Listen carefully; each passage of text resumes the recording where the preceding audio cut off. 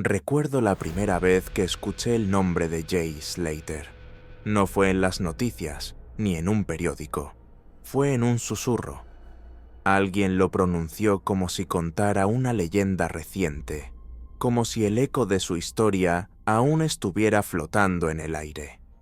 Jay no era un fantasma de siglos pasados. No era un mito oculto en la penumbra del folclore. Era un joven de carne y hueso. Un chico británico de 19 años que viajó a Tenerife para disfrutar la vida, la fiesta, el sol, y que terminó convirtiéndose en un misterio que huele a miedo, a silencio y a montaña. Yo no conocí a Jay, pero he caminado por los mismos senderos que él recorrió en sus últimas horas. He visto esas montañas, rocosas, áridas, desérticas y al mismo tiempo hipnóticas. Allí el viento sopla como un lamento, y cada sombra parece esconder un secreto. Cuando pienso en él, me pregunto, ¿qué fue lo que realmente ocurrió en esa madrugada? ¿Qué fuerza invisible lo apartó del camino seguro y lo arrastró hacia un terreno del que nunca regresó? Todo comenzó como un viaje normal. Jay había volado a Tenerife para asistir a un festival de música. La isla, tan conocida por sus playas luminosas y su vida nocturna vibrante, se convirtió en el escenario de una tragedia que parece sacada de un cuento de terror. Jay se divertía, reía, vivía intensamente sus días. Como cualquier joven de su edad, quería experimentar, bailar, sentir que el mundo era suyo. Pero el 17 de junio de 2024, tras una fiesta, decidió acompañar a unos conocidos hasta una casa en una zona remota de la isla. Desde allí, en lugar de quedarse, tomó la decisión que lo condenaría: emprender el camino de vuelta, solo, en medio de la madrugada, un camino que atravesaba montañas desconocidas. Dicen que alrededor de las 8 de la mañana, Jay llamó a una amiga. Estaba perdido, agotado, desorientado. Dijo que no le quedaba agua y que su teléfono estaba a punto de apagarse. Fue la última vez que alguien lo escuchó. Después, solo quedó el silencio. La búsqueda comenzó de inmediato. Helicópteros, drones, equipos de rescate, voluntarios, todos peinaron las montañas. El lugar donde desapareció es tan implacable como bello. Barrancos profundos, rocas afiladas, caminos que se bifurcan y se pierden en la nada. Yo he estado allí. He sentido cómo el sol golpea sin piedad durante el día, cómo el aire se seca en la garganta, cómo la soledad se clava en los huesos. No necesitas que nadie te persiga para sentir miedo. Basta con estar solo en esas montañas, sin agua, sin cobertura, con la sensación de que el paisaje mismo te observa. Los rescatistas decían lo mismo una y otra vez: aquí el silencio pesa. Porque era eso lo que se respiraba, un silencio demasiado denso, demasiado incómodo, como si la tierra estuviera guardando algo. Pasaban los días y no había rastro de Jay. No había huellas, no había pertenencias, no había señales, nada. Como si la montaña se lo hubiera tragado. Y en cierto modo, así fue. La gente comenzó a hablar. Algunos decían que fue un accidente, que Jay cayó por algún barranco. Otros aseguraban que alguien lo siguió, que no estuvo solo en ese último trayecto.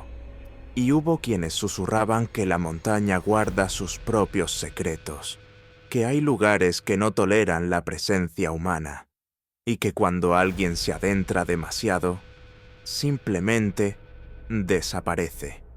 En el pueblo se comentaba que no era la primera vez que alguien se perdía en esas colinas, que la montaña es traicionera, que cambia con el sol y con las sombras, que confunde a quien no la conoce.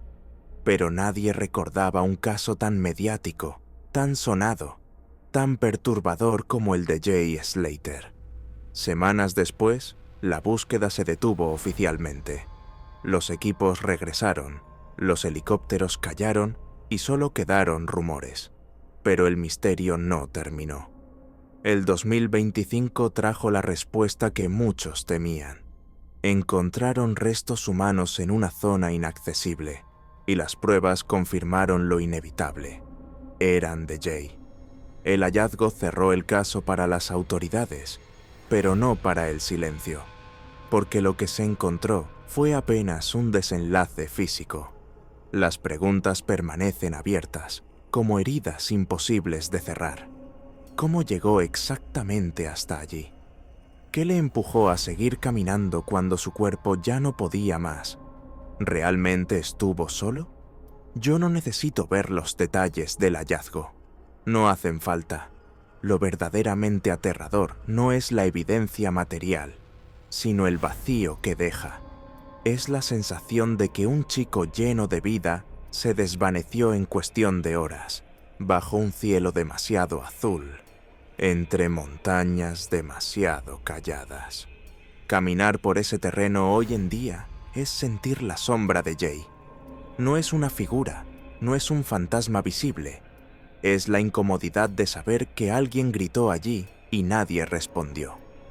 Es la sospecha de que aún resuenan pasos invisibles entre las piedras. Si cierras los ojos, puedes imaginarlo. El sol quemando, la garganta seca, el eco del viento que parece un susurro, el teléfono sin batería, el mapa que no existe, el camino que nunca lleva de vuelta.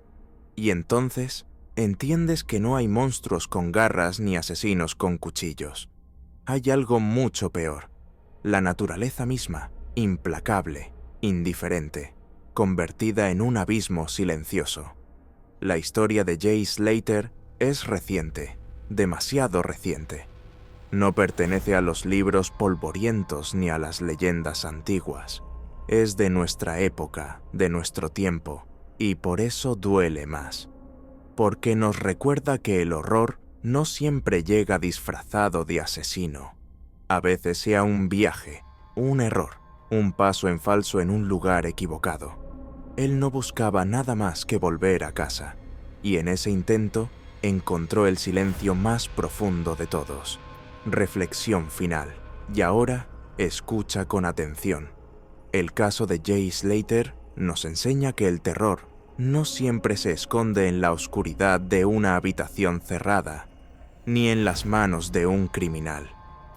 El terror, a veces, está en lo desconocido que nos rodea, en la fragilidad de nuestra propia existencia.